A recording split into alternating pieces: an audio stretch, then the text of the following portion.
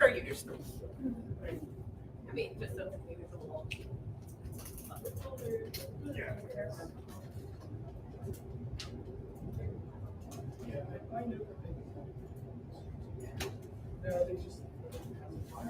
This, by the way, so earlier I was like, don't forget, there's one change I have to make. And then I checked it and I was like, oh, I already made that change. And then I realized I started printing it and then I was like, wait, I didn't make the change. The change was right here. DC, yeah. So I am giving you Also, other people got it. in after, yeah, the better one there, but it's like I'm gonna save this page. I'm on it now.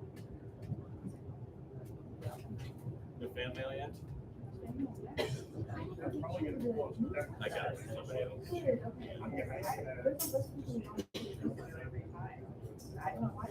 As a contributor, I should be getting. Absolutely, I agree. What's the domain? Is it like? I don't hear them. Lots of emails. They can't. I don't know why. So with my first interview, so Where are you? Oh, I think I'm here just to say, well, I'm not gonna bad mouth you in front of your parents. oh, okay. Well, That's me and my dad talking. He'll talk to you all day. So, yeah. Then I found out, like, oh, she did her job. It's just the thing that didn't get to me. That's all. I did. I did it early. Right after we talked.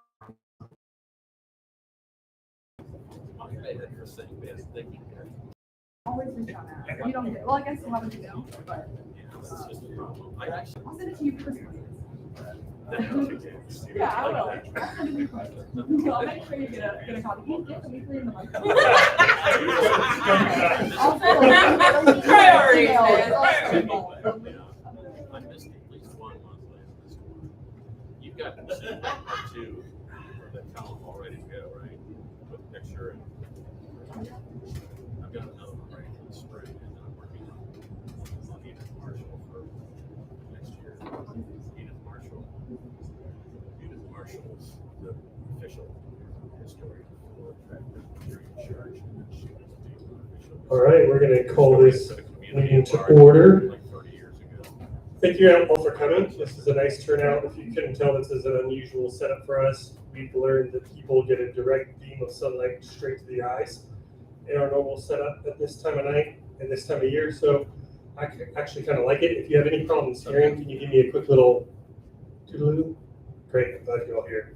Awesome. So we are going to start our meetings per usual with a pledge of allegiance, and then because we have a very packed meeting tonight, we're going to jump straight into our community partner reports. We have a couple little changes that I will speak of when we get there to the agenda.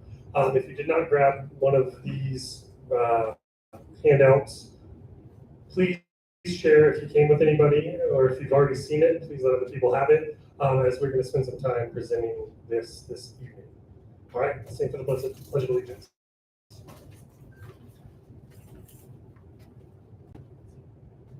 I pledge allegiance to the flag of the republic for which it stands, one nation, under God, indivisible, with liberty and justice for all. All right, so with that, we are going to go straight to get called out. So we have a mic right here for you. Whoever's recording, you can stand. If you just project a little bit, you'll be just fine in terms of volume. Okay. Good evening. I'm a new lieutenant, traveling District 4. Right now, I'm in charge of the 8th. My name is David Johnson. Don't have a whole lot of info for you guys, just because this isn't the normal house that I'm in at 5901 Montgomery Road.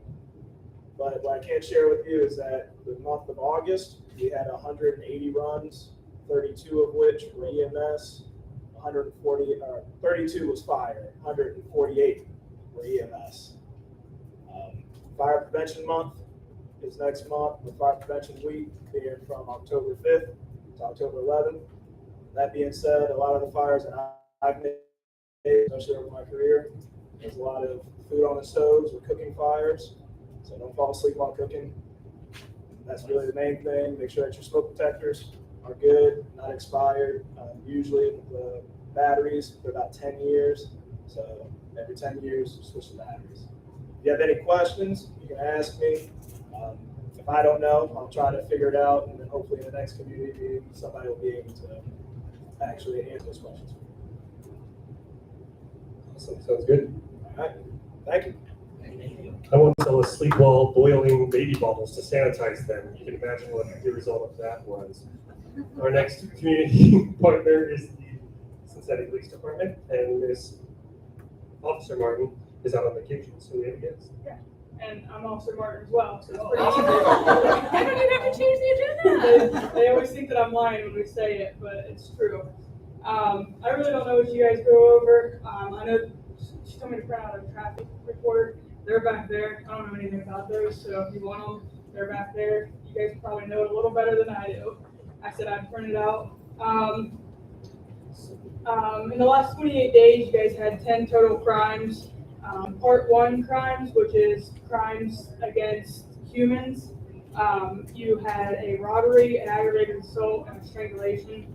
The aggravated assault and strangulation is the same situation with the DV thing, so that's all I'll elaborate on that. The robbery was a business, and somebody grabbed the tip jar and hurt somebody as they were running out. Seems like an isolated event, doesn't look like anything's happening with that. Your Part 1 property crimes, obviously, is your property. You guys had 2 D&Es, and those were, one was an Airbnb where stuff was left behind.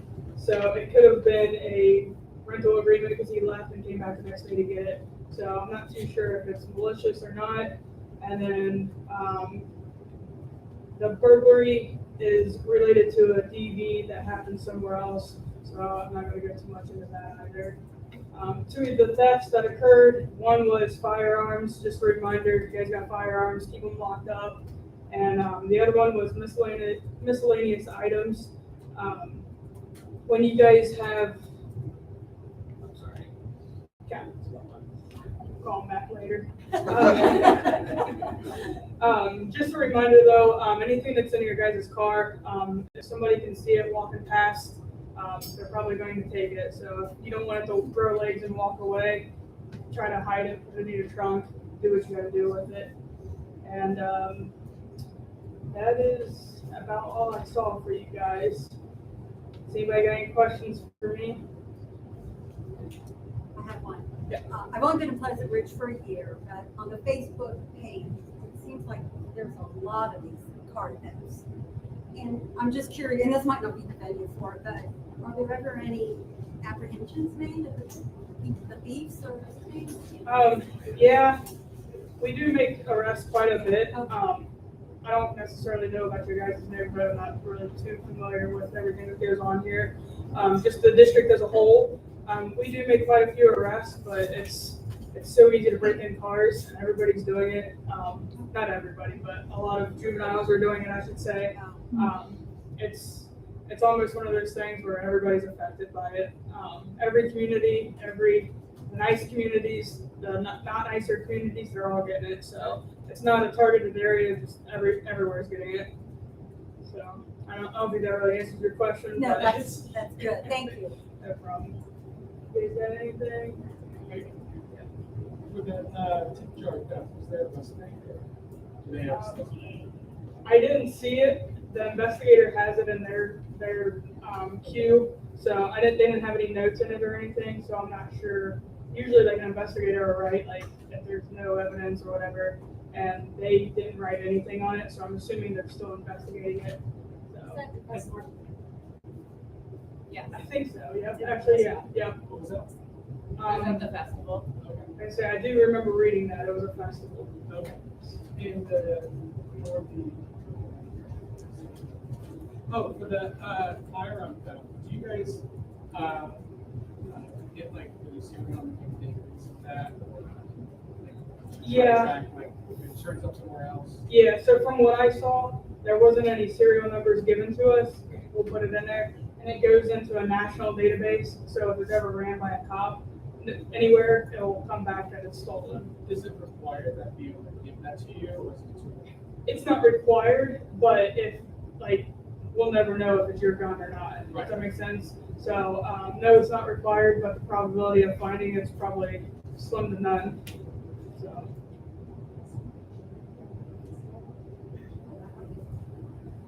Could be. Somebody's definitely gonna come and ask you questions if it's registered to you, so. Good. Good, all right, thank you so much. Thank you, guys. Thank you. And from there, we have CRC, I think I see Kendall back there.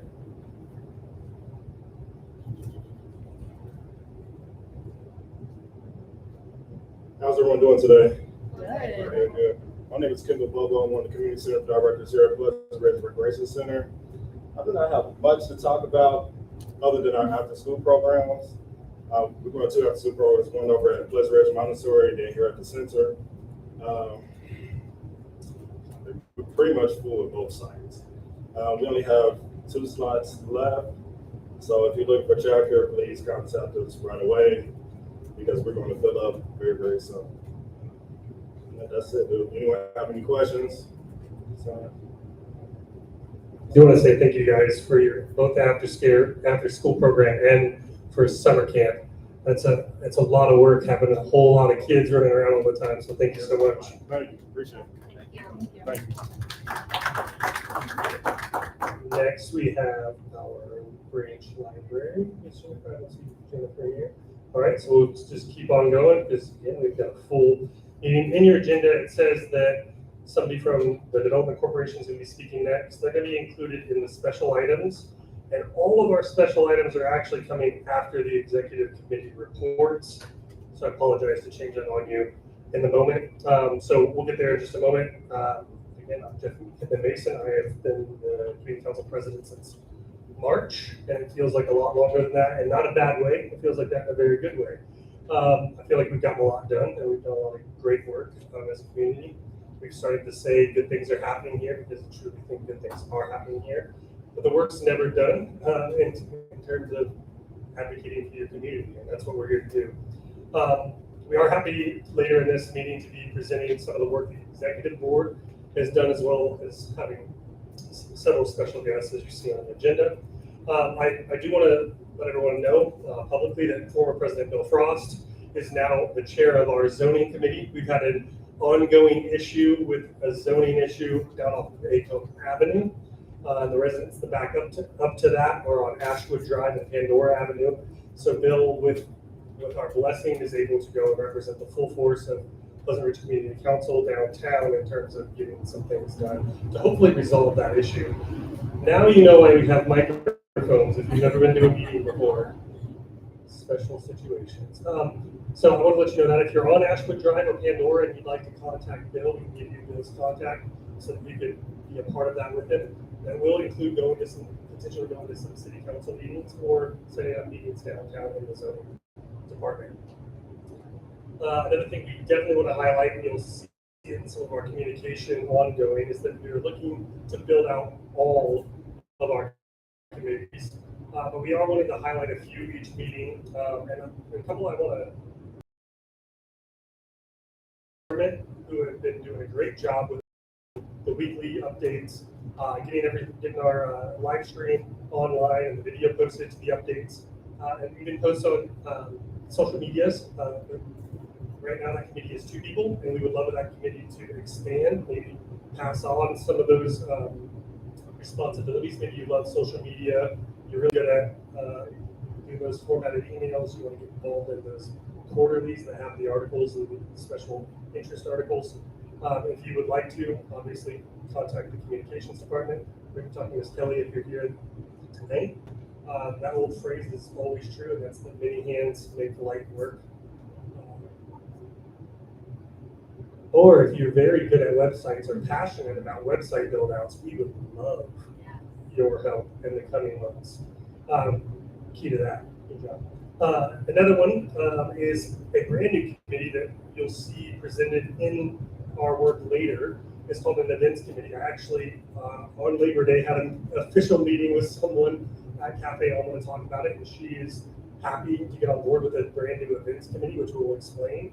The idea is to not just highlight the events that are already happening with all of our community partners, but to begin to come up with both small, like neighborhood or street-oriented events, but also larger community-oriented events. So the Pleasant Ridge Day isn't the only official Pleasant Ridge event of the year. We can have a few more touch bases, start to have some things that are based on interests, some things that are based on locale, some things that are based on age and stage of life. So the goal is to have a more engaged community, because the proof is in the pudding. All the studies show the more engaged community generally means a safer and cleaner community, which is what we're going for, right?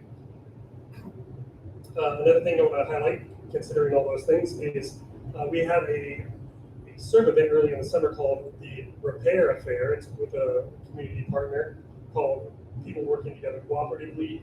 We cleaned and repainted a deck for an elderly member of our community, and now we're ramping up for the same organization, one called the Repair Affair.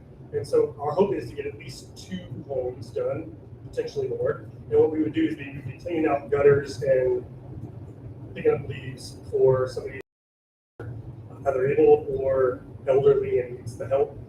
So we're looking for a couple of team captains, crew captains for that.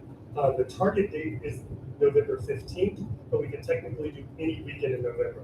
So if you're interested at all on that, being a crew captain or just volunteering, I'd love to hear from you about that. Myself, Kelly, a few other people in the room were involved in the first event, and it was awesome. It was a great time to spend time together as well as do something great for someone in the community. So we're looking for captains. One other thing that I do want to report on too. One is I won't do the acronym thing to you tonight. I'm just going to say we joined an organization within the city. Anybody who has a neighborhood business district, which we do, their community organizations can join that organization and then therefore qualify for a set of funds that are called neighborhood business district support funds. Those things can cover landscaping, litter removal, sign installation, a lot of one-off or project-based things. It's not going to pay a person anything. It doesn't generally pay for ongoing costs. It can pay for one-time costs. It's very similar to NSP, which if you've watched any of our videos or come in these meetings, you've probably heard about. It's just a bit smaller. It's been $3,500, $3,600 the last couple of years, but it also gives us room in the budget to do more things. So you have an idea, creative idea about something that we could do in the business district with that ish amount of money or less, and you would like to pitch it. We have until September 14th to receive input, and then the executive and committee chair team is basically going to be working on the start of the budget. We're going to kind of decide where those funds are going to be aimed towards in our total budget. So we're going to let you know about that. So if you have a creative idea, please let us know. And lastly, our November public meeting, which we'll announce this meeting next month, is going to be on the Wednesday, not the election day, Tuesday. Same time, same place, but on Wednesday, I believe that's November 4th. I didn't get that in my notes, but Wednesday in the first week of November, not Tuesday. Mr. Josh. Does anybody have any questions? I did a good job.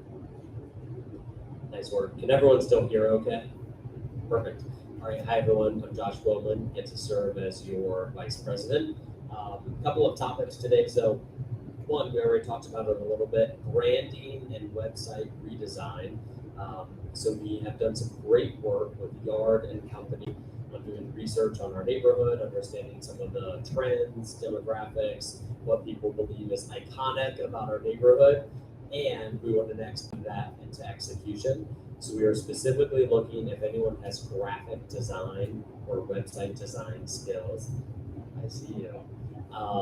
I didn't even think to put 2 and 2 together. I won't volunteer you. But if you have graphic design skills and you have capacity and interest, we're looking for folks that would be able to help us as we redo the visual identity and look, tone, and feel of Pleasant Ridge Community Council and some of our neighborhood logos and branding. And then Separately, if you have skill sets in designing the website, we know that our current website has opportunity, and so we'd like to do that in a really strategic way and make it really accessible so that it can become the one-stop shop for the neighborhood when you have a question, and also help to bring more visitors and interest to our neighborhood. So you can find me afterwards if you would like, website design, graphic design support. Additionally, I usually share some development updates. We are planning to have a larger development topic later today, but officially, you all should have seen that the Burger King came down, so it was demolished last week. Yes, let's all clap for that. So we later, in more detail, the plan is to share, and by later I mean in this meeting, Jason Chamley, who is the president of the Pleasant Ridge Development Corporation. He should be sharing some updates on our broader neighborhood vision for that site and some of the things that PRDC is working on. I also sit on the board of that organization, so I usually come and give updates here, and it's very helpful when your community council and your development corporation and your business association are all in lockstep, so that's to help build that partnership. So I won't steal the thunder, but there's some really great things happening in our neighborhood, and we have a unique privilege of being able to have all three of those organizations working together in unity. So if Jason is not able to make it, then I will share in depth what he was planning to share. So any questions for me on either of those two topics? All right, thank you so much. Thank you, Josh. Hi, my name is Michelle. I'm the secretary. The only thing I have for secretary is that here you can get a QR code which will take you to our public folder, which has last month's meeting minutes, this month's agenda, a list of acronyms that you might hear and might confuse you. They will confuse you. And a calendar of upcoming events in Pleasant Ridge that we do our very best to keep updated. So yeah, check out the QR code if you want to link to that folder. And then I will report for treasurer. Jessie is, I don't remember where she is, out of town or something. And on vacation. I've never heard of her. Anyway, so you may remember that we are acting as a fiduciary for the Friends of French Park. Which just means that we're kind of the pass-through to manage their money for them because they are not able to do, I don't know. So they want a $1,500 grant. Most of that money will go for their fall planting event, which will be October 11th. And anyone can sign up. It's 9 to noon. There's information on the Friends of French Park website as well as their Instagram or Facebook page. So you can go and help plant native things in the forest. It'll be great, I think. So next is the 2025 Luminaria Shop Hop and PRM Market is all coming up on the same day, which is December 13th. So lock that date in your mind and on your calendar. The whole day you could be busy doing fun community things if you want to be busy all day. Yeah, definitely the Luminaria is a big fundraiser for us. It goes to a lot of beautification efforts and safety efforts here in the neighborhood. So more information will be coming about that.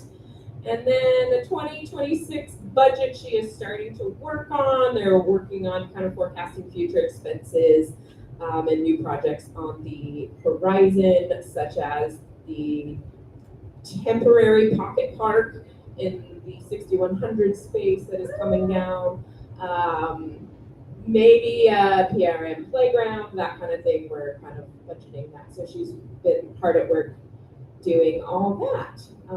So I think that is all for Jessie.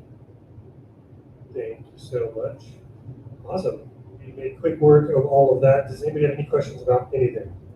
I think our email update will likely have the information you need. If not, obviously you can always email us, and that is pretty quick. So we're going to move quickly into our special items, including several special guests. The first of which is Mr. Gary Favors, I believe he is here.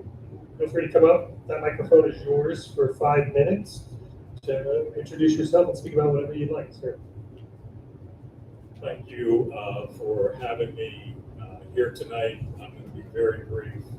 I have a handout on the back. You can read it. Currently, I'm a Montessori teacher at North Avondale Montessori, running for city council.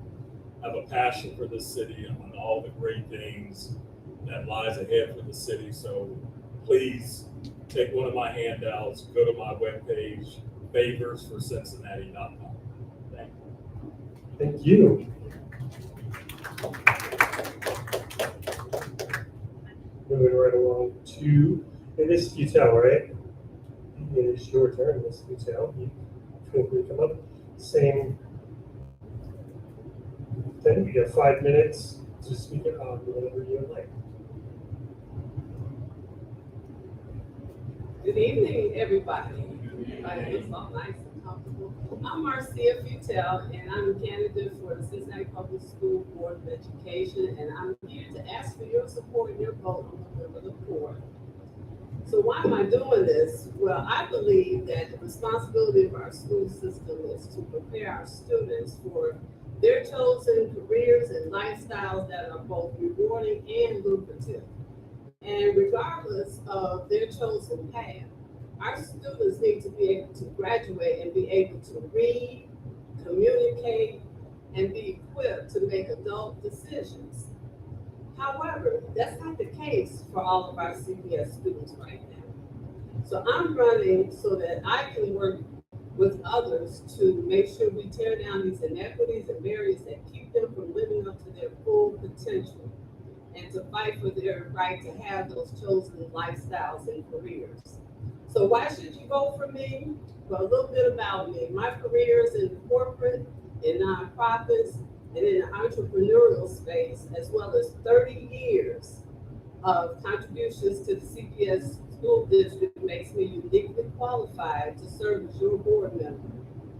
So I have worked to develop policy.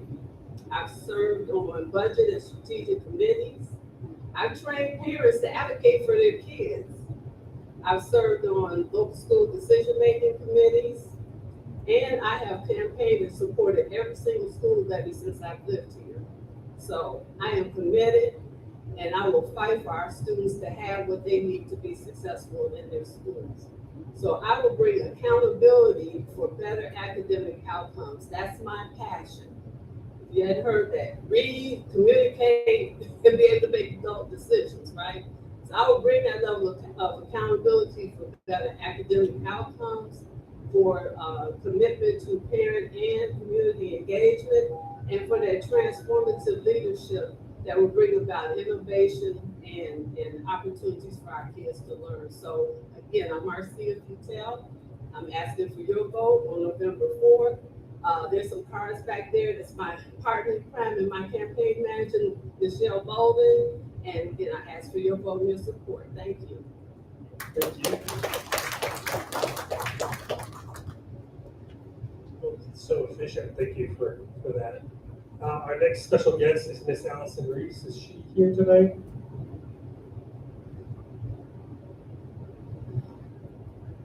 I understand there's a lot of confusion on the two healthcare facilities that are back on Barula off of Maple Leaf. I'll just tell you what they are. One is Blue Ridge Vista. It is a small psych hospital, has 40 beds. People are there usually 3 to 5 days. Usually that's an involuntary hold. They're secure. It's a secure building. You won't see those patients wandering around.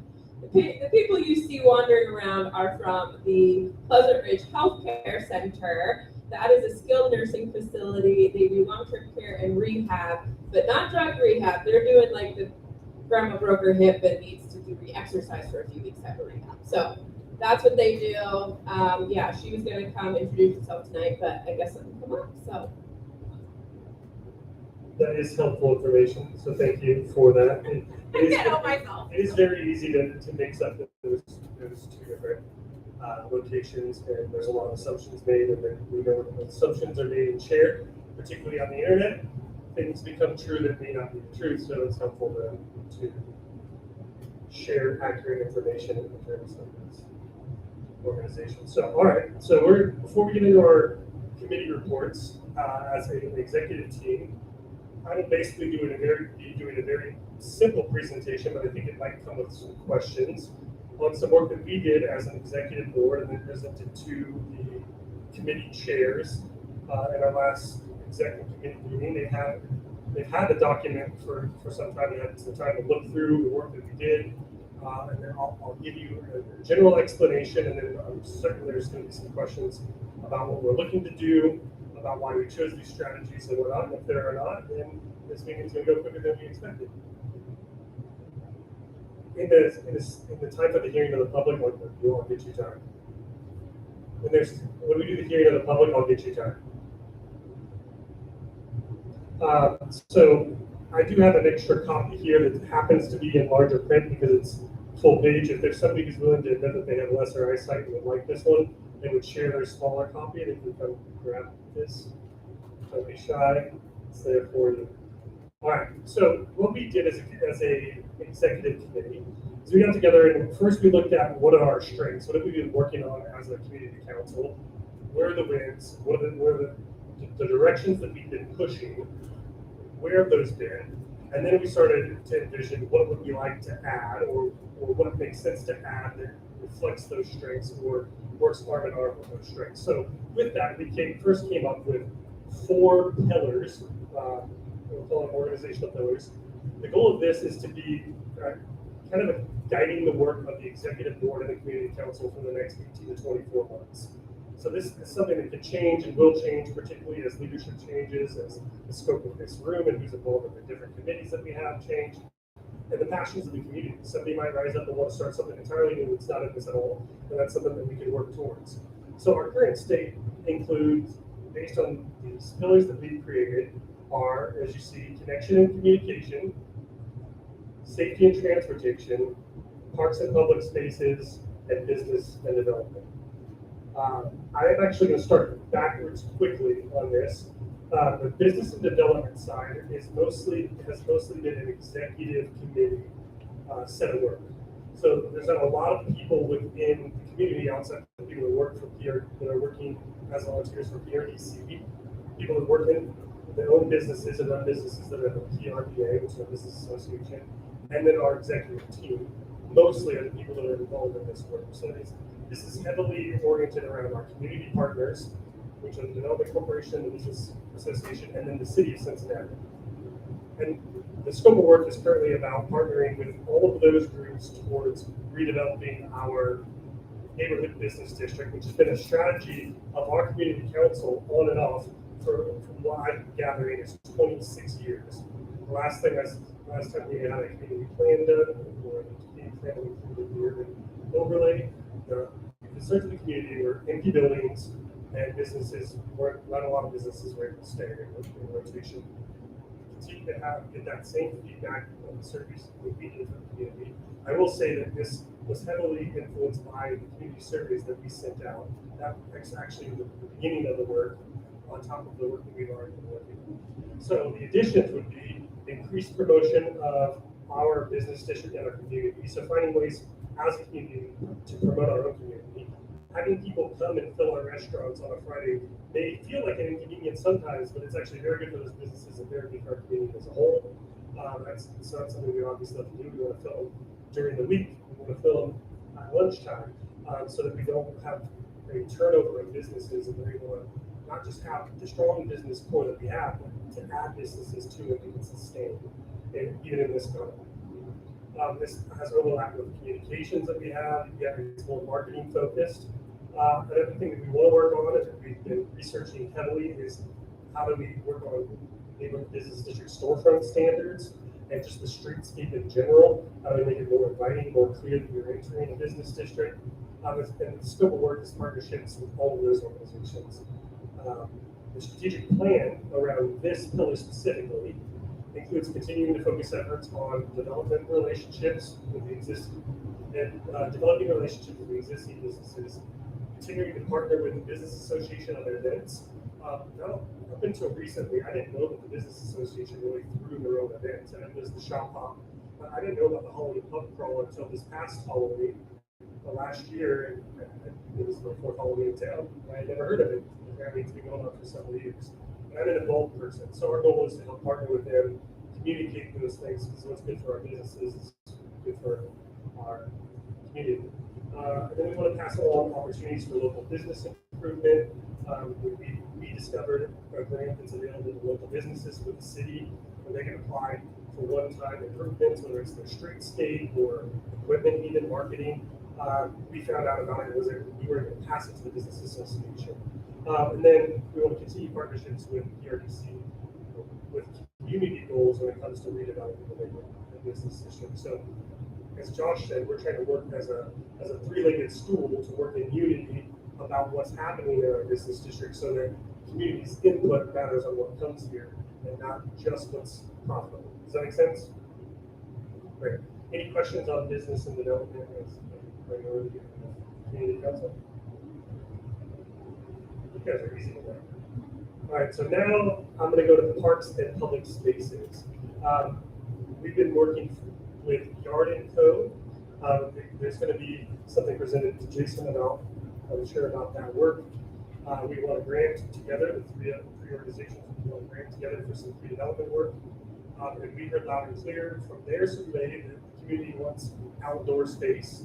And then at Ridge Day and after, there was a survey done, and it was very clear people wanted a walkable community. They also wanted a space that was quiet and had a retro greenery, etc. I don't know if it was a surprise to any of us, because that's what our community looks like. It's clearly what our community values. It's what we've heard in many surveys already. So our current state is we have a parks committee and a beautification committee. We have community partners like community nature advocates. Eric is very active in that. There's a garden club, which is a community partner, but it's actually a private club, but there have been ties in the past. CRC itself, St. Peter's, because we have a pocket park there, City Park, etc. The scope of work currently includes tree and plant education and events, mostly through Eric. Pocket Park, we've done a workout, which is at St. Peter's, and we have another one likely coming on board that we need to decide what we want to do with, how much we're going to invest in a temporary pocket park. And then all the pot keep, which beautification has currently been handling. We want to do litter cleanups and a lot of stuff that we'd like to do. Under the additions, it includes litter cleanups, urban canopy. We actually are on the higher end in terms of the communities in Cincinnati in terms of urban canopy. But if you like your house to be shaded and surrounded by trees, we want to help with that. We want to help figure out how to get trees for cheaper, for free, and how to plant it and when to plant it. We'd love to help see. I would love my block to be just lined with trees, like some of the other communities and the streets in our neighborhood. But that's up to the community and what they want. That's something we want to help with. Upkeep, planting and watering on these pots. Social gardening is what we put it. We've got several public spaces that people love to garden in Pleasant Ridge. I've learned over and over again. There's several public spaces, including a public parking lot with a sign that has some plantings around it. Those are all areas that are publicly owned, and therefore, unless there's money in the community council to be able to pay a random company to take care of it, the community takes care of it. So that's what we use social gardening. Getting together on a random weekend and pulling the weeds and planting flowers or working with perennials and all that sort of stuff. Pollinator garden organization is something, and education is another thing we showed interest in. And obviously, we already talked about pocket park. So those are additions that we would like to do, but none of these things can happen without more people on those committees and serving in these volunteer opportunities, if that makes sense. So the strategic plan around that includes recruiting additional committee members for the beautification committee, investing in groundskeeping maintenance in the neighborhood business district. So we've already talked as a board with our budget next year. We will figure out how we can take care of the tree rings in the business district more often. We do pay for them to do it 3 or 4 times a year. We're looking at how we can ramp that up to be more often, because as you all know, it takes about 2 weeks before it looks like a jungle up there. And then we would love to do litter cleanups, whether that's adopt a block as a family or as an organization, or however else we want to do that. Blitz once a month or whatever as a community. There's opportunities to serve our neighbors and one another when it comes to beautification, and we would love to get you connected with Mike Cummings and so to build out that committee so that we can do more for the community in that way. Parks is the same. We would also like to recruit additional committee members. Eric has been very faithful. He's got a lot of information. He loves to do it, but he can't be the only one going to the pocket park and taking care of the weeds and all those things. Those are opportunities for us to connect and to serve one another and to keep our neighborhood beautiful and to learn about native plants, pollinators, all these things that Eric is an expert in. And I'm sure a lot of you have plenty of information to share as well.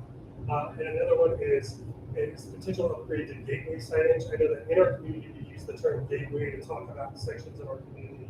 If you were to talk to the city or any other state or county about gateway, it's the entry to the community. So our traditional gateways are going to be the north and south end of the ridge, the east and west ends of Montgomery. We're looking at potentially upgrading the signage to be more visible.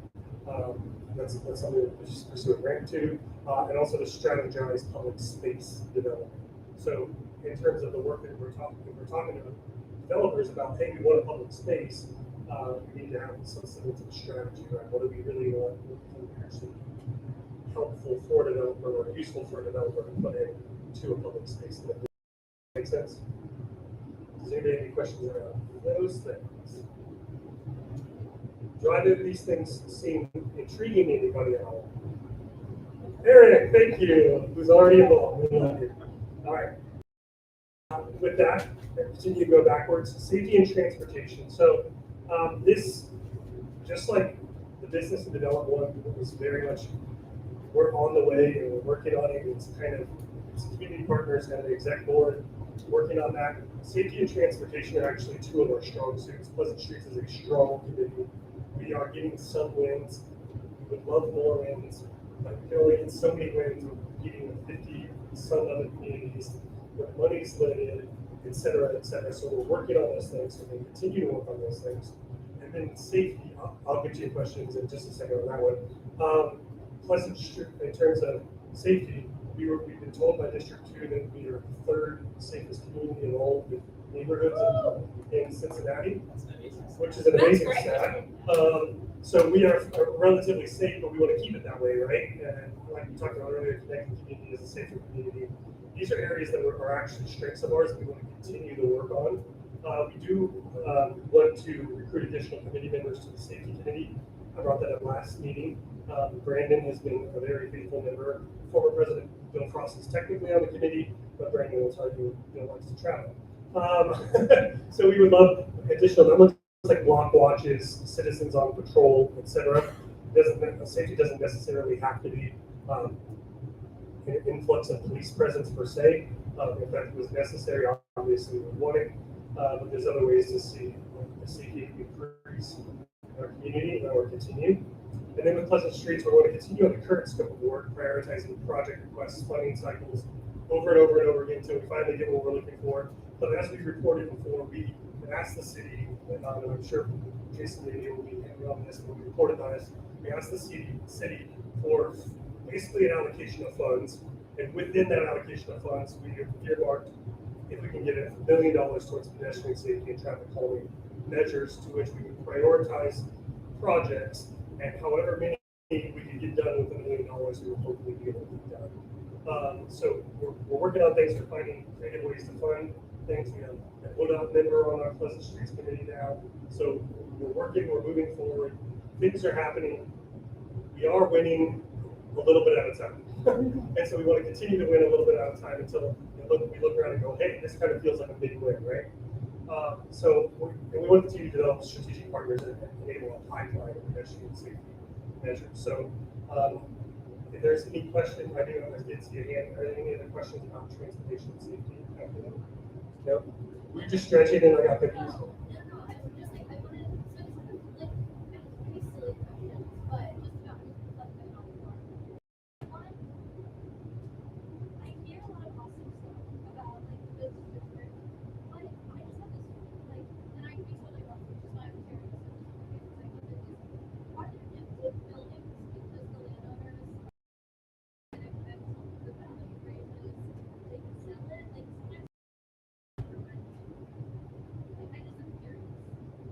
Yeah, you can't answer that question, or do you think you could hit on that, Jason? Do you care to, or you can just have it to Josh do it?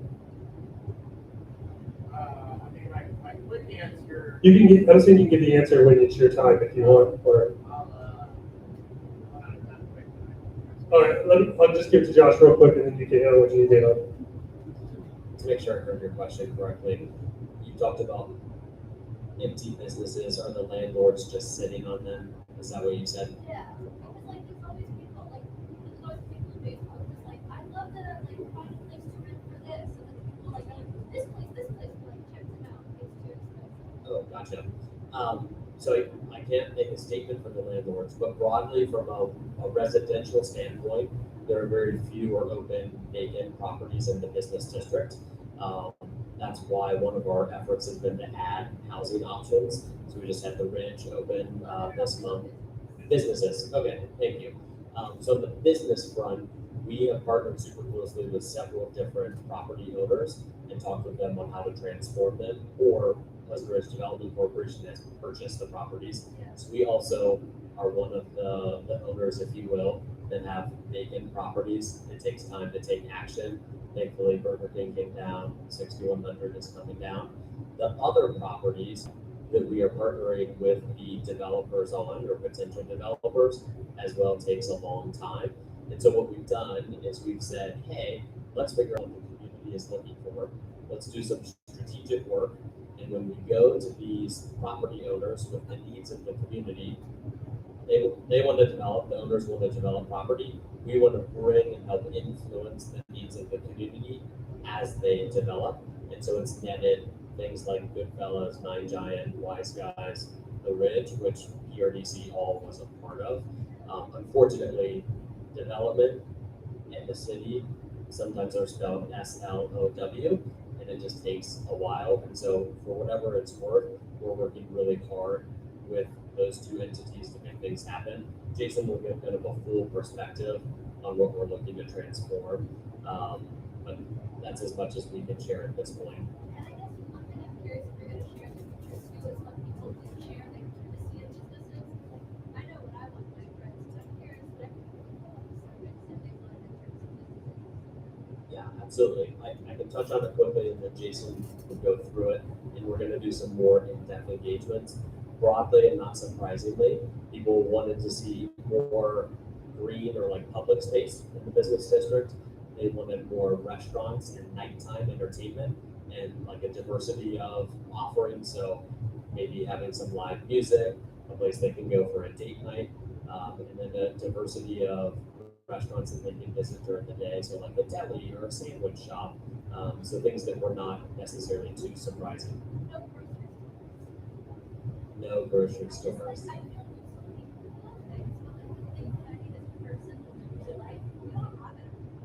That's helpful. I'd love to hear your perspective afterwards if that looks like help. Thank you. When you report to the landlords, developers, will you report that we want cheaper commercial rent? People want that. We kind of want that. Yeah, so sadly, it's the same as home values, is the market sets the market. No, it doesn't, because if that was true. Well, it depends. Some of them that are empty are just not available. That's part of the issue. That's the problem, so it's not the market, it's free. If it is available, the market will set the value. I think Jason is the master of all things development, and so he might be able to handle that. But if you own a property, you do get to set the value, and if you want to leave it, you do. So we can try to influence, which is what we're talking about. Yeah. So Please report back that we're angry. yeah, I believe that it's recorded often. I can guarantee that it's recorded often. All right, so the last of the pillars is connection and communication. It's technically the first one, and it's the first for a reason, is because I think this is the one that we really wanted to lean into a lot. Josh and I had conversations before he was even on the board, and I was still VP, about what it would look like to get greater engagement within the community. I mean, our meetings went from 10 people when I first started coming 2.5 years ago to what you see today, and sometimes even more, which is awesome. That means more people wanting to be involved, or at least wanting to know what's happening, wanting to have their voice heard. All those things are a form of engagement that we appreciate and that we want to see more of. Our current state for this is Ridge Day, which is a one event a year, but it's a big one. There's people put in a lot of work, put a lot of time over at least a 6-month span, if not longer, to make that event happen. Well, we're pleased. I know that our treasurer isn't here, and the Ridge Day chair is not here tonight. I mean, we have the most successful Ridge Day ever this year, so they're doing a fantastic job. But one day of the year does not create community engagement, except for that one day and maybe a few days after. That's just how people work. We get on with our lives and we start doing our own thing, and then the engagement kind of falls off, and that's just how people work. We leak, as a mentor used to tell me. Our community partners here, you see their community outfits here, CRC, Play in the Park, the library, etc. The scope of the work currently is all of our communications, websites, socials, emails, and then Ridge Day and Luminaria are the way we engage the community, but those are also specifically fundraisers. So Ridge Day is a great time for engagement, but it's a fundraiser for the council to be able to do some of the things that we're able to do. Envision State, as I already mentioned, is to add an events committee, and then to add community events. And I reported that that's actually Miss Jackie Martin there, Jackie Gonzalez Martin. She put her hand up and she said she agreed to be on or run the events committee, but we would love for all of our community full of people working together to make this happen as much as we can. So I would love, if you're interested in bringing the community around, you like to throw parties, you are interested in the arts or music. She gave me several brainstorming ideas. I'll give you one idea. She had an idea that you walk through a neighborhood, and a neighborhood that has multiple patios. I think there's some on Arrow or Orion. You get artists to do work. People get permission for an artist to do live art on those patios. And you walk through the community and you can check out art. So it ends up being an art interest thing, a community connection thing. But that's one of many ideas that we can have. And like I said, we would like to do location oriented, like your block or your corner, your cul-de-sac, or full community. You have kids, you're an empty nester. We would like all sorts of representation, as you see the presentation shows you. So the scope of work includes obviously communications continuing. We would like to get that to become even more robust, especially when it comes to the calendar, potentially even print later, but then events and volunteer organization. And then with that engagement, we want to hopefully increase representation across demographics in our community. Our community looks different than what this room looks like. And so we would like this room to start to look more and more like our community as we engage more and more of our community members. But we really need to go into any details, so I think you all know exactly what I mean by that. We added a youth committee, which is awesome because that's part of this work as well. I should have gotten that in here. So we're starting to get the input from teenagers about what it's like to be a teenager here, what would be a good act from a teenager in this community. We understand that it's a great community for people who can get around on their own and have their own money to spend, whether that's single adults without kids or married adults without kids or empty nesters or adults with teenagers that they trust to go all over the place, or adults with children, but teenagers themselves. We've learned over and over again that there's not much for them in Pleasant Ridge. So we're getting, that's part of this work, is to increase the input from our community members across demographics. So our hope is to do those things, and the strategic plan specifically around that is first that events committee. We want to create moments of connection for any different demographic, as we put it here. But then we also want to own and operate an events calendar with the secretary to really make it very clear, one-stop place for people to find out what's going on. Is that of interest to me? Yes, no. We'll get that to you consistently. It'll be on our website. That's the goal there.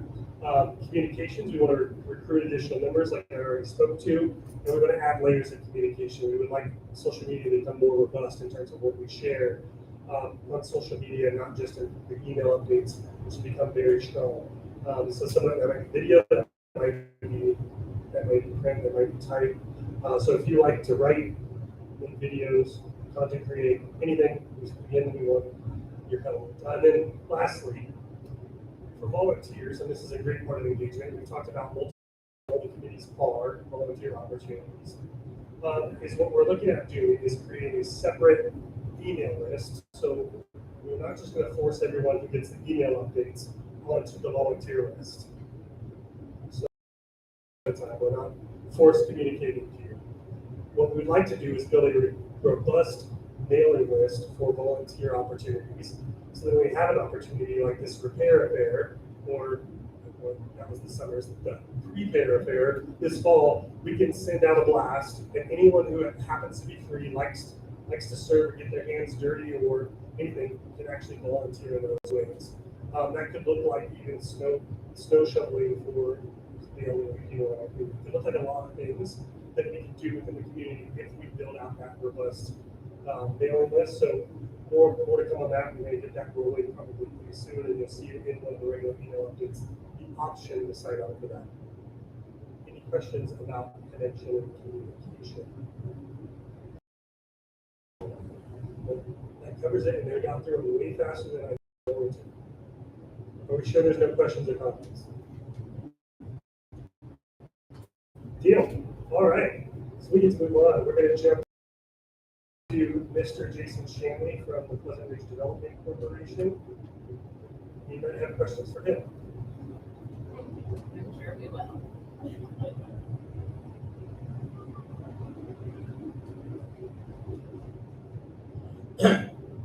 Thanks, guys. Jason Shanley, president of the Pleasant Ridge Development Corporation, also a resident since 2008 here in the neighborhood. I came, I think maybe January, February, share some kind of probably more comprehensive update on PRDC and things we were working on. Tonight I know is a full schedule, so I'll just give it 10 minutes. So really what I wanted to do and coming tonight was, I think when we talked in January, I said, we're working on a lot of things behind the scenes that take a very long time. And so there aren't always updates very frequently. A lot of the things we do don't come to fruition in the physical environment for quite some time. So there isn't always a lot to talk about on a regular basis. But every so often, things come together and there is a lot of activity. And we're in one of those times right now. So I wanted to just come share a couple of things that we either have been seeing, will see really in the coming months, to kind of preview some activity, particularly development related in the business district. One, obviously, as of Wednesday, the old Burger King, it hasn't been a Burger King in a long time, it is gone. So that is flat. They're planning the site. The same crew who was doing that will be moving over to then the 6100 corner next to Gaslight at the Montgomery Ridge corner. So that'll probably be happening later this week and early next week. And so they're kind of going one and the other. And so that building is also coming down in a matter of days and weeks. So you'll see that coming. So that's, again, a week late to that because that all happened last Wednesday. The building was on the ground in 4 hours. Unsurprising. Two, some folks might know, I don't think it kind of been noted publicly yet, but over the last few months, the Pleasant Ridge Development Corporation, through partners like the Port Authority, have controlled the Burger King for a long time. Obviously, it's been used as a public parking lot in the interim and then planning redevelopment. It's always been a challenge just because it's a little too small for traditional new ground-up development for scale. The real opportunity was to figure out how to kind of redo the entire empty site there, the big parking lot. And so in the last few months, we've been able to come to an agreement, a partnership with the neighboring property owner that allows us to proceed with a redevelopment plan for the entire site, really filling in that empty site, putting built environment along the Montgomery Center, mixed use of some kind, housing as we've discussed, by building up to some degree, and then any parking needs can be buried behind the building.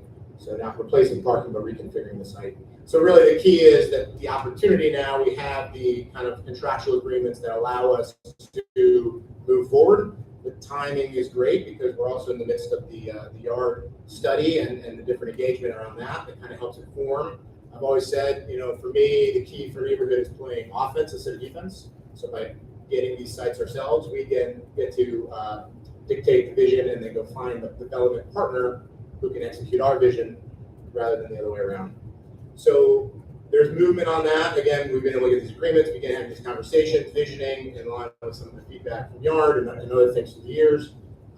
Eventually, once there is a development partner identified in a concept plan, they would then move into a broader public engagement process. So kind of reviewing concepts, getting feedback. So which would include here at PRCC meetings and probably other ad hoc meetings. And so that's probably not weeks away, but probably months away before some kind of more broad public engagement outreach around ideas and feedback and beating those up a little bit so that whatever we land on with a partner and a project that gets filled in there is something we're all aligned and excited about, meets the needs of the community that we've identified. So that'll be coming before long. And then the third is that we've been working for a while behind the scenes, but there's progress, and I think soon on an arrangement to make the former Mulaney's and PNC parking lots become public parking lots. Now, in order to do that, we're going to bring in SP Plus as parking manager. They will be run as paid public parking lots. The paid lot pays for the manager. Security, lighting, security cameras, maintenance, snowplow, grass cutting, etc. Things that we can't do in free lots like the Burger King lot. Now, we do intend to maintain the Burger King lot as a free lot, so it'll be really complementary right there in the middle of the district. Most likely it'll be kind of coming in from out of the neighborhood. Customers drive by, see good signage right on Ridge and Montgomery, pull in, park, walk across the street to Nine or whatever, complement the other parking that we've had now for quite some time, Burger King, Use Land Site, some of the other neighboring lots. So I think it'll complement it well. In the paid component, there'll probably be a mix. It's not all set yet, but a mix of hourly, daily max, and probably typically like nighttime rates. The manager's looking at other comparable paid lots around other neighborhoods, Walnut Hills, North Side, et cetera, to kind of get market data. Part of that we've always seen when talking with businesses, especially the hourly rate, is to have a spot. You're coming in for lunch, you're coming up from Norwood Lateral Office Park, just, hey, where do I park if I want to have lunch at Nine Giant? It's right there. But also to incentivize turnover. A lot of our lots that are not actively managed, we end up having people park there all day. And the businesses say, hey, there's nowhere for my people to park. We say, what are all these lots? Oh, they're the teachers at this school or that school or what have you. So the hourly, and it works the same with the meters. It's designed to create turnover, which is really good, lifeblood for particularly restaurants, coffee shops, kind of that retail-oriented business. And then typically there'll be like some kind of night rate, so it's like, hey, Friday after 6 o'clock, flat rate, so you don't have to worry about feeding the meter or what have you. So some of the details will be worked out, but that'll be coming. It'll activate what today, cars parked there, but they're not formally public lots. It'll activate somewhere in the neighborhood of 60 spaces right at our main intersection, Ridge Montgomery. So I think that's an exciting opportunity. And then the third piece, and again, this is a little probably more data collection. Parking's always a thing. It's not a thing I'm ever especially excited for, but it is a necessary, effectively utility. You can't create it, you can't produce more without a business model, just like anything else. So this will also kind of let the neighborhood pilot a little bit what paid parking looks like, both in terms of response to the marketplace, the financial viability of it, et cetera, so that maybe 3 to 5 years from now, when there's some opportunity and we say, hey, we need more parking, there's a model we could replicate and say, hey, we can make this work. We can actually go get capital to buy property or to invest to create a parking lot because we know that there's a financial business case to at least be sustainable. At the end of the day, I have very strong opinions on parking, but I strongly believe there's no such thing as free parking. Somebody's paying for it. And so right now, we control the Burger King. It's usually a public lot. At the end of the day, it's paid for by the Port Authority, which will pay. At some point, we'll buy it back from the Port Authority to put it in the big development whenever that's ready, and we'll owe them what they put into utilities, property taxes, lighting, electric, snowplow, and they do it very light. They're not actively maintaining it like a manager, but there's costs. Our nonprofit couldn't bear those, so they're a great partner to bear those in the interim, but they will get paid back someday. There's no such thing as free parking. Somebody's paying for it. Property taxes, insurance. That's one piece I wanted to mention. For a long time, this is why it took a while, is the resistance to it being public parking was liability. But if you just say, hey, sure, go park there, something happens, all of a sudden that landlord has huge liability. And so that's why all these lots say no parking. Whether they enforce it or not is up to them, but it's a big insurance liability issue. So then you say, well, that's where we introduced, like, well, how can we intervene? Maybe we take on some of that liability, and then it kind of snowballed into what does this look like to actually have a sustainable business model. And so we're going to bring a manager who's very active around the city to help us figure that out. So that'll be coming, probably in the coming weeks or months. I'm not sure exact timing, but soon. Yep. Will there be any money left over from the income generated for our community, or is it all going through to the management? It's not there's a manager fee that goes operations. We are not expecting the parking lot to make money. The revenue generated will pay for the cost of the parking. Lighting, security, utilities, snowplow, property taxes, insurance, manager fees. So it's, hopefully we break even.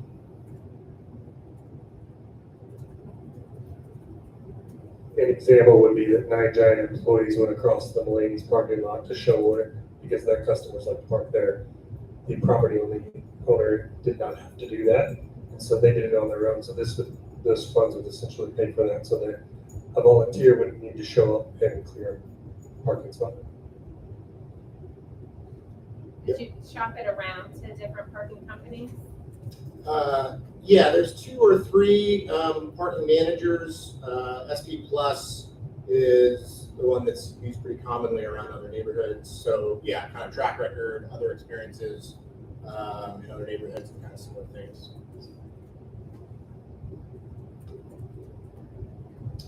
So like I said, I was chuckling in the back because a lot of stuff comes up, and we can spend the night talking about development. I know we're all very interested in it, but mostly today I wanted to come to preview. So when stuff starts happening, people see stuff happening, whether it's parking signs or buildings getting knocked down.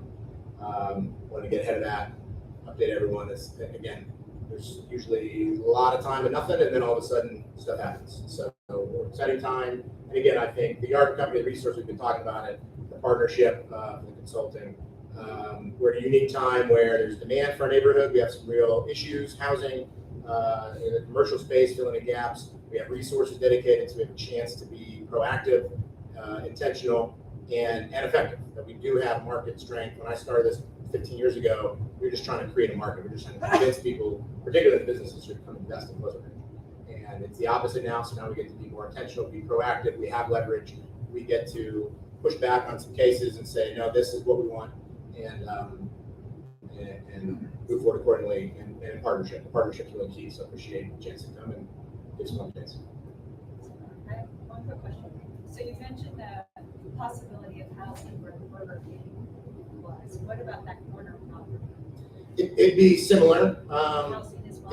Conceptually, those are probably on the same timeline. At the moment, they're 2 different processes. It's kind of one big site and then more of a small boutique site. And so in terms of process of planning, they're both moving forward. They're just probably different conversations, different types of partners. Because some like a big scale developer that can build in that big. When you take the former or the youth land site and BK site, it's 1.25 acres site, so it's large. So it's a certain type of developer that can do that and that is skilled to work with our neighborhood and figure out together what we want. And then the other corner, because it's bound by Gaslight and Royal Chamber, is a small boutique site, and so that's probably a different type of partner.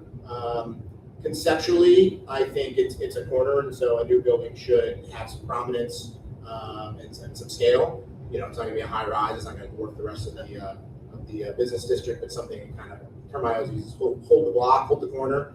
Have a little bit of significance as you're driving through there. And similarly, conceptually, be mixed-use ground floor retail on the corner with some kind of housing above.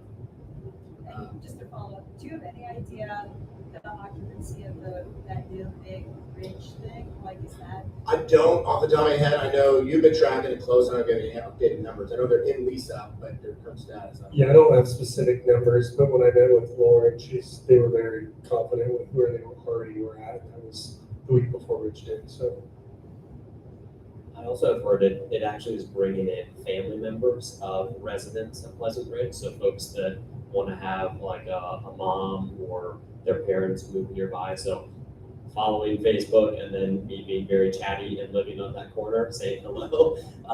I've heard several stories, qualitative, like the data is not quantitative. Qualitative, a lot of family members that want to be close to people that own a home in Pleasant Ridge, that that's provided for. As a follow-up, do we know what I do not know the retail yet. I know Ned Pesala with 3CRE is regularly taking people through it. I think with the voting not having been done until essentially this weekend, that has likely been a challenge. But I know that he's regularly connecting with folks. So it's a good sign when you're getting calls and doing showings, but hopefully it yields something soon. What I'll say on that front that is important for that space, I've taken a few calls and sent them that way to look into those.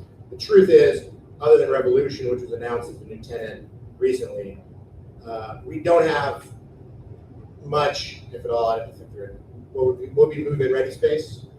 It all needs work. It all needs investment. And so a tenant who, now that needs build out work, but the building has been done, it's a new space. Typically, I don't know the actual terms, but typically in a space like that, the landlord has some resources to negotiate and say, hey, come and do this deal and we can contribute X dollars toward your build out. Let's go build you a space. And so, it's a project to build that space, but it is on the market, ready to lease with a broker, which is different than other spaces that it's like, hey, it's an empty storefront that stinks, but we got to track down the landlord. The earlier question, it's a deep question, there's a lot to it. But one thing I will say is it's very difficult to speak of commercial spaces singularly. At the end of the day, if we went through all the different, what would be empty or seemingly empty spaces, they're different situations. And that doesn't mean they're positive necessarily, but different landlords, different situations. And some are more high profile than others, but just it isn't a single answer to the question. So that's kind of what we are involved in, is try to move the needle. Where the ones there's opportunity, try to back them. I have a question. Have you thought about going down to lower price, lower what they refer to it as? Our organizational 501c3 charter, whenever it was created, maybe in the 70s, defines our organization only as the Neighborhood Business District of Pleasant Ridge, which is a boundary set by the city of Cincinnati. And so we don't, by charter, we don't get involved in the broader neighborhood housing. I live here, so I care about it, and I might weigh in on it, but as an organization, we don't. Kennedy Heights, for example, Kennedy Heights peer organization does. They might buy foreclosed houses and flip them and resell them. That's part of what they do. It's not what we do by charter. And the business district is bound basically the library of the school. And so as a neighborhood, we got to pay attention to it. We think about it. We've tried about it before, but it's kind of outside the bounds of our formal organizational structure. Just the way it was set up decades ago. Was there something on your mind? It sounded like you had a thought. Well, no, just because I live all the way down the bottom of the hill. Okay. And you go past Longdale, and there's a store right there. There's another place across the street that's half closed, half open sometimes. And then right past, you go to the railroad track, and there's big empty lots. It's corner stores we got. Now, I live further up. I live on another street. Okay. So that's why I was just wondering. No, that's helpful perspective. Like, we always talk about Upper Pleasant Ridge, basically. But we don't talk about Lower Pleasant Ridge. Yeah, we talked about the nursing home and stuff like that, but long and stuff like that, which is on the corner from down here, go the street, go one down, turn, I pass it, because my grandma used to be there when I was a little girl. And so I used to go there all the time on the weekend. I was like itty bitty, You got deep roots in Pleasant Ridge. I'm sorry, yeah. So you're 4 years, what? Wow. You're a veteran. Right. So as he said, they're bound by certain limits, but that part of Pleasant Ridge is not off of our radar. We had plenty of dealings with Duplex Coffee, which used to be Barcode. So we're there's some other issues that we've definitely been dealing with there. So that part of Pleasant Ridge is Pleasant Ridge. It just, in terms of business development, it doesn't fit the conversation because it's outside the boundaries of what RDC is able to do.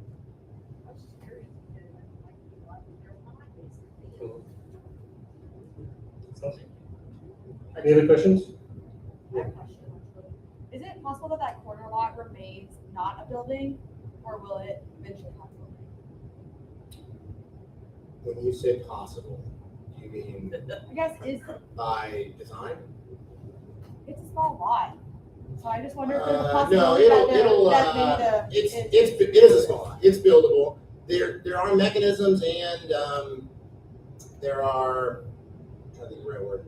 If through community process, particularly with the art and stuff, if it was decided as a community, like, hey, this is the spot for some kind of public space, we want it to be that forever, there's that could be possible. So if my answer to your question is only if intentionally by the community, that was what was decided was the best thing for the community.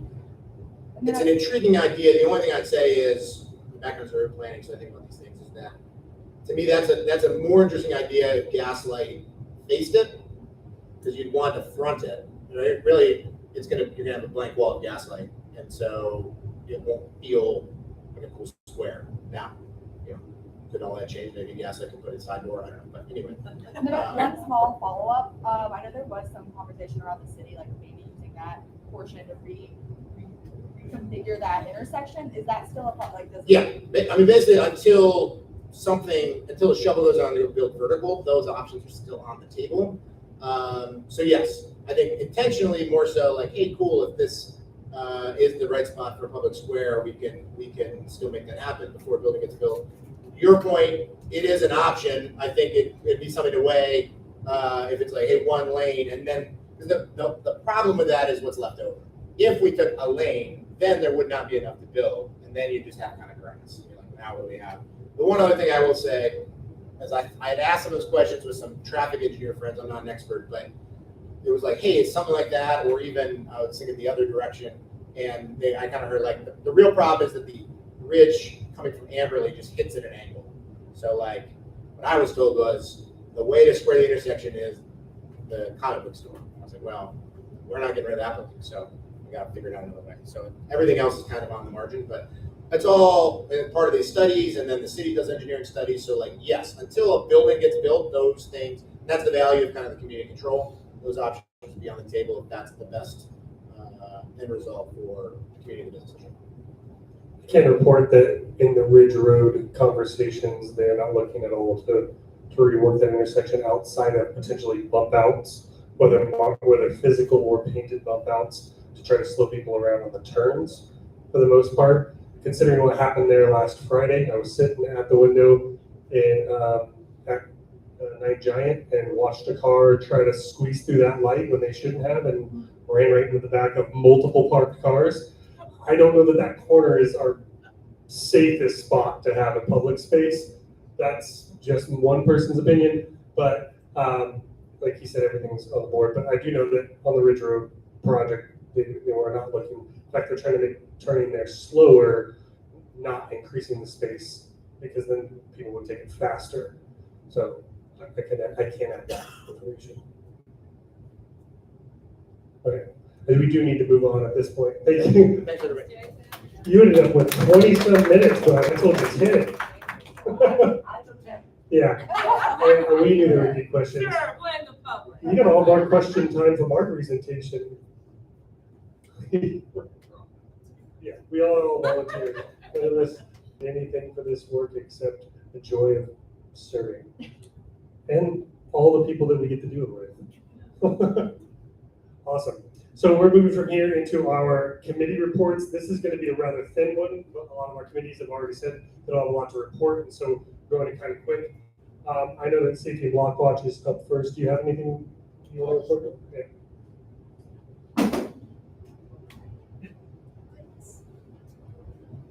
Hi, I'm Brandon, Chair of the Safety Committee. We meet the Monday following this meeting at 6:30 at Goodfellas. If you'll join, talk about anything, I'll be there.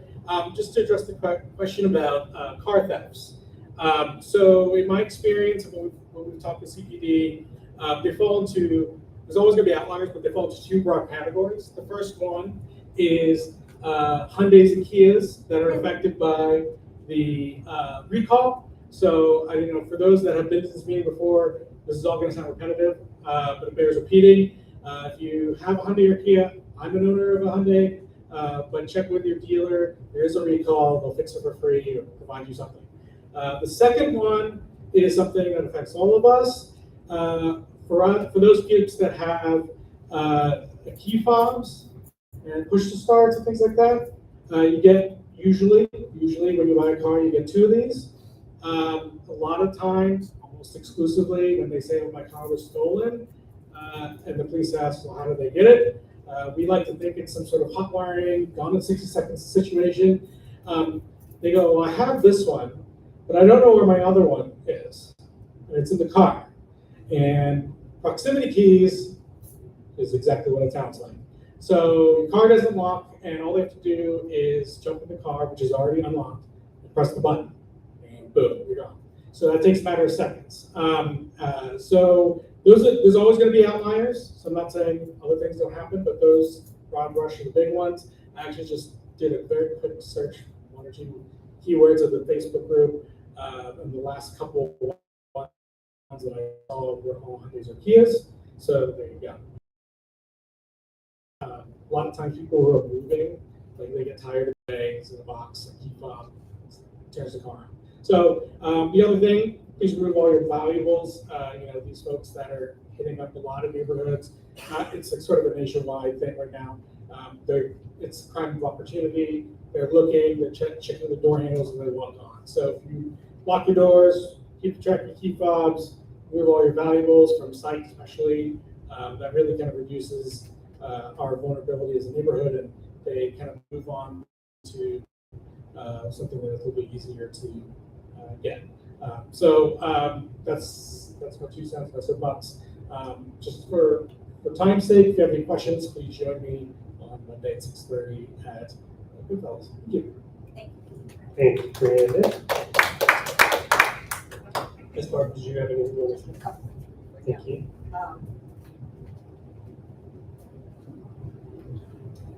Wanted to mention, we keep talking about this and it still hasn't happened, but we are shortly going to have 24/7 parking through the business district because they're going to remove the signs that give afternoon and morning rush hour priority to the right lanes. So it's another way that will increase parking, but I expect that there will be people that don't like that. But that is coming. The second one is, I can't promise you when, but we might be back next month with more details, but we are currently working on the Ridge Road repaving project for next year. There has been some money added for some safety features, and we're working through those now to get as much bang for the buck as we can. What we want to do is make it a safer street. We don't want to just make it a priority to make it a smooth street for people to drive faster on. We want to make it safer. There's 3 schools in close proximity, 2 of them are right there in that corridor. And so we are working on it. So I can't tell you exactly what's coming, but I can promise you a few things. First, the railroad tracks coming into Pleasant Ridge are going to be softened. They're going to be not as bad. I've got mixed feelings about that. I also like the new cushions or speed bumps on Woodford, and I think I'm the only one who does. I think it's Kennedy that people don't like. Kennedy, I'm sorry, it's Kennedy. Kennedy Avenue. Everybody's complaining, but I walk there a lot and I love it. The other thing is that we will have at least 1 crosswalk on each side of Ridge. 1 probably in close proximity to the community center, and 1 probably in fairly close proximity to St. Peter's. There's a church and a school, and they're linked there. There will be some attention given to the 2 big intersections as part of the Ridge project. So both Woodford and Ridge and Montgomery and Ridge, we're working through those. We're working on questions about lighting. We're working on potentially closing the driveway closest to Ridge in the UDF because they have 2 other driveways that people can go into because that's kind of a choke feature too. So we'll have more details possibly October, November for sure. The project has to be bid out by the end of the year. It will be happening next year, I promise you. You say 24 hours allowed parking or 24 hours not allowed? 24/7 allowed parking, except that there will be a little bit of areas around Pleasant Ridge, Montessori for school bus hours. But other than that, the rest of the time you can park there. Yeah, so currently there's one direction, there's morning restrictions, the other direction, there's evening restrictions. Those restrictions are being removed. Bus stops will remain and loading zones will remain. Question? Barb, do you have any traffic calming plans for Liaison? I would love to do it. This is where the $1 million fund, if we're able to get it, is gonna help us with some of the, like, right now, so much of our effort goes to the most dangerous places in the community. But we would love to be able to get on to Woodford and Lester and Sanibel. Yes, Sanibel drives me crazy.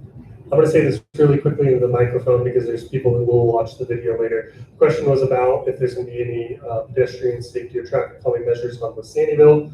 The answer was we're hoping to use some funds that we've requested to, we want to do a lot of things, but we're hoping to use some of those funds once we've done some more dangerous parts of the community to hit Sanibel, maybe Lester, maybe touch on Woodford again. And so those things are all in our purview and we're working towards them with lots of our grant requests and with the funds that we requested from the city already for allocation towards pedestrian safety.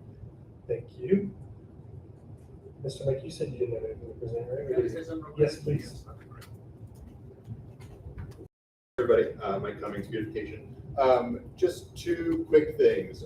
We, I think, at Ridge Day had like a volunteer sheet where some people talk about they could direct their interest in their beautification interest. So I'm going to get together with people, I think, in the near future that already indicated some interest in doing beautification projects. Anyone else that wants to, I'll put a call to the community. In particular, I'm going to be asking people that I want to get input on the litter cleanups potentially, doing that, whether it's a dock block, however we're going to look at that, but ideas for that. And then also want to get some input from the community in particular about holiday decorations, because that'll be our next kind of big thing coming for the business district, if we can get more to that. I don't know what power we're going to have to make changes, but I just at least solicit input, so if people have ideas, we can try and spruce things up. So contact me, there's a beautification email. You can contact me at, and I will put something out on Facebook or somewhere with comms maybe to let people know when we're going to get together. Thank you so much. Is there any question on that? Yeah, that was it. You're good. Thank you. He's got a fantasy draft to get to. Don't tell the people that. No, it's okay. All right, Ridge Day, we already reported that it was the most successful yet. This part is out today, and so is our treasurer. So that, and then. And there's a date for next year, guys. We've already got the date for next year. It's August. How cool is it? It's the first. We're literally kicking off August with Ridge Day. With the potential development, we don't know if it'll move that fast on that site. We may get another location, but it's going to be cool regardless. We're going to find a spot and we're going to make it great. If you haven't been to a Ridge Day, let me tell you, mark your calendar. Go. I poo-pooed it the first summer I lived here because I only lived here for a week and it was 98 degrees or something like that. And so I didn't stick around very long. And then the next year I went and I was like, this is actually really cool. The whole day, and I love it, every bit of it. So if you haven't been, definitely make it. Mark it on your calendar. So I'm going to do a quick update to the youth committee. Some of you may have purchased. Actually, I skipped Eric. I'll get back to you, to Parks. He gave me permission to make an announcement for him. But youth committee update quickly. Some of you may have at Ridge Day purchased a voucher for their next car wash. I want to let you know that their next car wash is going to be on Saturday, the 27th at Pleasant Ridge Presbyterian Church again. They pre-sold 40 vouchers, so if you are among those 40 people, obviously you can allow the money to just be a donation, but if you had one, I encourage you to go interact with the youth, encourage them to be a teenager and to volunteer to talk to adults about what you want in your community is a brave thing to do. So any support that we can give them, I think, is awesome. They're hoping with the addition of committee members that they got and maybe some other volunteers that they're going to be able to accommodate many more cars as well. The priority will be given to voucher purchasers. So you know. All right. So for Parks, the announcement. You want to come? I missed November, so. Oh, you're coming. Let's do it. I saw Jeff know, so I'm sorry. Could have been out of here by now. Not quite. I'm gonna miss the November meeting, so I will say something because I have to work on Wednesdays. So the events we do, the Wednesday morning events, we're adding Sunday events starting in November. They're going to be the second Sunday, and they're going to be in the afternoon, 1:30 to 4:30. And my events are not like your typical events. If you've gone to any parks where you're sitting there and you're working the whole time. The last one we did a week ago, we spent 2 hours just walking around and talking about plants, and then we kind of did a little bit of physical labor.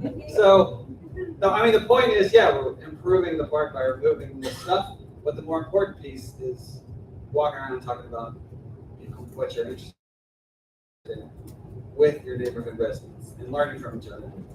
So if you just want to come to the events for an hour, they're 3 hours long. If you want to come for an hour, we always just walk around at the beginning. 2 hours, we just walk around for 2 hours. The ones in are going to have a litter cleanup component. So we're going to do like a walk around, talk, maybe pick up litter. This Kenny Park is really bad with litter. So we're going to do a fun day litter cleanup, and we're going to talk about plants. Even in the winter, we can talk about plants. And then we'll do the invasive removal if we feel like it. So, I mean, it's very casual. We're all volunteers. We want to have fun. Sometimes we did one and it was like 95 degrees, and you know what? We were just like, we're just going to hang out for an hour and then we're going to go home. And that's what we did. So, very casual. That's all I want to say. Come out and have fun with us. And they'll be on the calendar. Those will be on the calendar. Yeah. Awesome. I already looked around and nobody else on the agenda is here. So that puts us, even though we are at 8:30, we do need to have a hearing of the public. And I did see, it's Miss Cole.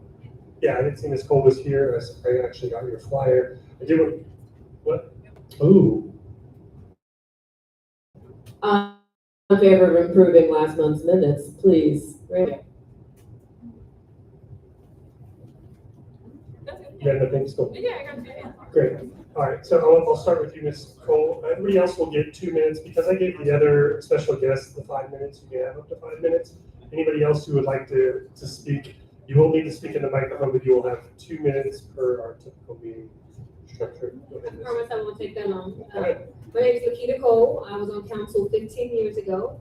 I'm the vice president of the Bond Hill Community Council, and I'm glad I actually didn't get to speak when they spoke because I love to hear the rest of the council meetings and hear what's going on and take some ideas back, which is actually part of the things that I wanted to do when I get back on council. Happened in Evanston, and the good thing is now members sit in Hyde Park. But we feel like a lot of our issues that continue to happen are falling on deaf ears of council. We don't feel like they're listening to the residents, and I really want to get us back to basics where our community council is just as important. Everyone wants development in our community. We love development in our neighborhoods. We also want to make sure that we have a voice as well in what's going on in our community, and we want to work together with developers. And so when I get back, what I'd like to do is have a agreement that they would actually work together, and so before moving to the council, city council for a vote, but we work together to find out what's best for our communities. And I'm not saying that community council always knows what's best, just like I don't believe that the developers knows what's best, but I think if we work together, we can come up with better solutions. And so just really quickly, what I would go to is the C in my name is for collaboration, because I think it's definitely important that we collaborate together with our community leaders, with our business leaders, and our representatives that are want to come to our neighborhoods. And the O is for optimism, because I believe once we get the right people on the bus, we can move our city forward to where it needs to be.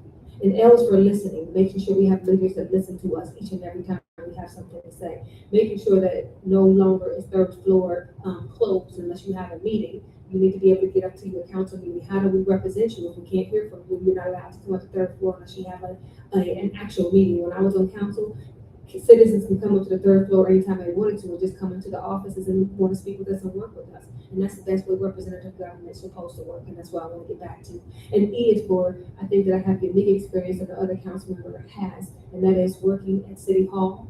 I worked in the administration, I worked for the park board, and then I own my own business. So I have a little unique experience that other council members who are running for office can say they have. And that's pretty much why I'm running for office. I hope you have an opportunity to look at my sheet, my one-sheeter. And if you have any questions, go to www.lakitacole.com, and I'm always willing to listen and answer questions for you. Thank you so much, and I will ask you when you go to the poll to vote for Cole. Thank you so much. In fact, if there's multiple people who want to get up to speak, you can go straight to the microphone. 9, 8, Hi everybody. I'm just doing my monthly call for volunteers. I help run Pleasant Ridge Immigrant Solidarity Alliance, which is PISA.